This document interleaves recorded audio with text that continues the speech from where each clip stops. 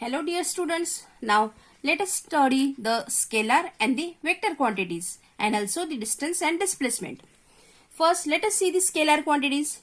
The quantities that can be measured or that can be described with the help of magnitude only are called as scalar quantity. Example, mass. If we say there is 2 kg rice, only magnitude is given and we get the full meaning, so that is called as the scalar quantity. Next is the vector quantity. Vector quantities are those quantities that require magnitude as well as direction for getting the complete meaning. Example, force, displacement and velocity.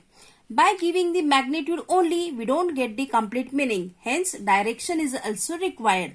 So, these are the vector quantities. Now, let us see the next point, that is distance.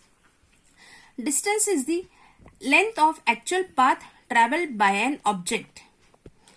Distance can never be zero if it is the length of actual path traveled by the object. If the object is traveling, it can never be zero, and it is a scalar quantity because it can be described only by the magnitude alone. Next is displacement. Displacement is the minimum distance between the starting and the finishing point. Sometimes the starting point and the finishing point are same. Means if the body starts from some point and comes back to the same position, in this case we say that displacement can be zero. Displacement requires the direction also and hence it is a vector quantity. Let us see this with the help of some diagrams. Now here any object starts from A, reaches to B, then C and then D. So we can see this A, B, C, D. This is the actual distance traveled by the body. So distance we can say from A to B, B to C, C to D. We have to add it and then we get the total distance. But if we talk about the displacement, if A is the initial position and D is the final position, then from A to D, that much will be the displacement. That is the minimum distance is the displacement. In this case, distance is greater and displacement is smaller. In the another example, we can see that any body starts from A, reaches to B, then to C, then to D and then again back to A.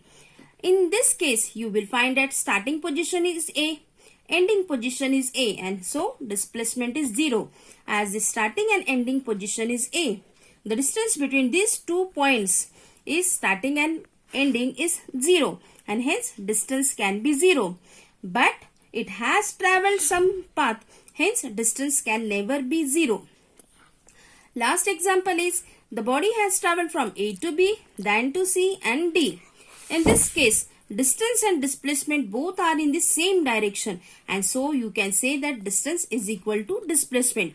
Here we have seen that distance and displacement are in the same direction. So we got that distance is always equal to the displacement.